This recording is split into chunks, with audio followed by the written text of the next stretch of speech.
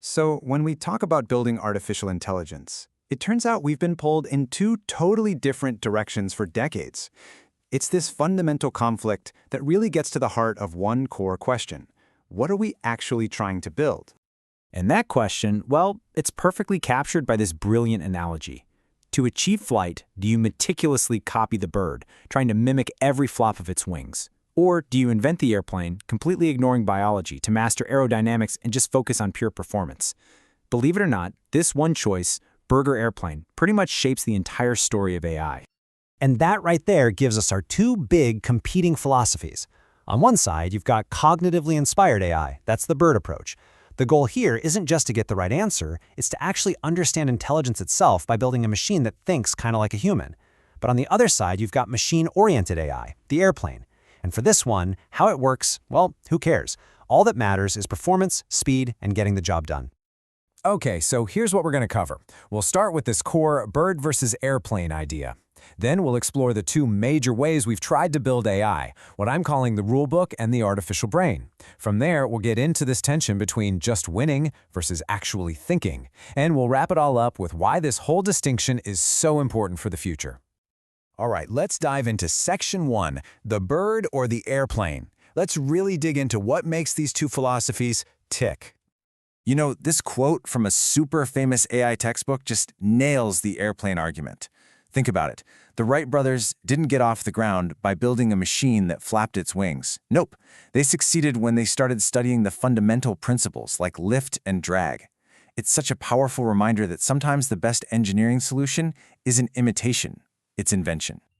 But here's the thing. The original dream of AI, it was all about building the bird. The pioneers back in the 1950s weren't just trying to build fancy calculators. They were on this epic scientific quest to replicate and, more importantly, understand human thought itself. Their whole goal was to build a machine that could reason and learn just like we do. So, how did they actually try to build that thinking machine? Well, that brings us right to Section 2, the rulebook approach, which is also known as the symbolic paradigm. This whole approach was built on this mind-blowing idea called the physical symbol system hypothesis. And at its core, the theory is pretty simple. Thinking is just a form of computation. It says that intelligence isn't some weird, unknowable magic. No, it's just the process of taking abstract symbols and manipulating them according to a clear set of logical rules. So if you want to build a thinking machine this way, you just need 4 ingredients.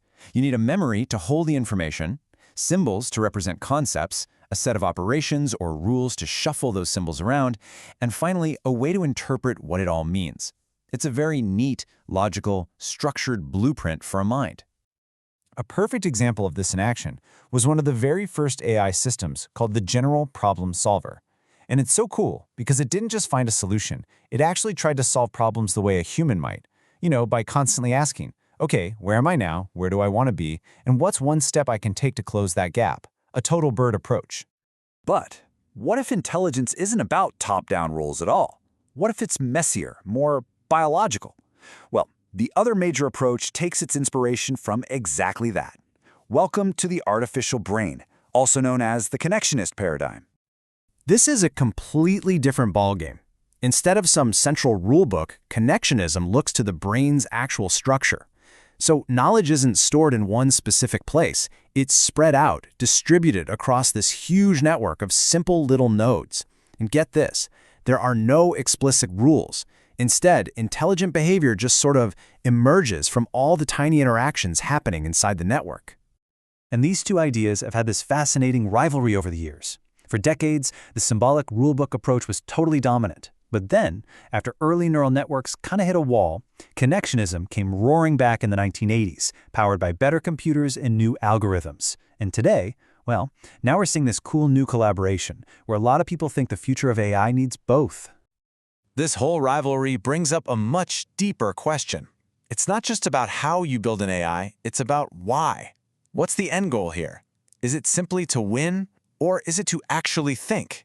This is the fundamental split between functional and structural design. Just think about it like this for a second. When an AI plays chess, do you care if it wins by brute forcing billions of moves a second, something no human could ever do? Or would you be more impressed if it won using human-like strategy and intuition? Your answer kind of reveals what you think is most important. Okay, so here's the breakdown. Functionalism, that's your airplane. It is all about one thing, the output. As long as the AI gets the job done, we don't really care what's going on under the hood. But structuralism, that's the bird. It's obsessed with the process. The goal isn't just to win, it's to create a working model that helps explain how thinking itself actually happens. Let's make this super concrete. You look at systems like AlphaGo or IBM's Watson. I mean, they're incredible, but they are pure airplanes. Their goal is functional. Win the game, answer the question, do it by any means necessary. Now compare that to the old general problem solver. Its goal was structural. It wanted to explicitly model the step-by-step process of how we reason. A classic bird. Okay, so we've got birds and airplanes, structural versus functional models. But, beyond all the theory, why does this distinction actually matter in the real world? Why should you care? Well, it's absolutely critical because it defines our ultimate goal. Are we just building more powerful tools, or are we trying to build artificial minds? It also has huge implications for trust and safety.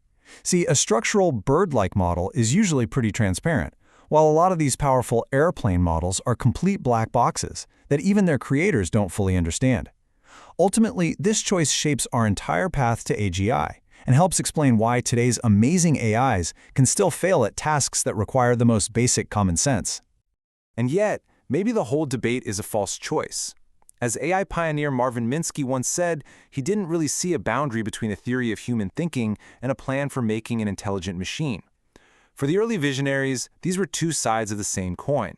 This really hints at that rebirth of collaboration we saw in the timeline, that maybe, just maybe, the true path forward requires both the bird and the airplane. So, we'll leave you with this one last thought to chew on. To achieve true, general intelligence, the kind we see in sci-fi, what's it going to take? Is it enough for a machine to just act human on the outside, or does it need to actually replicate the messy, complex processes of thought on the inside? The answer to that question is going to define the future of AI. Thanks for joining me.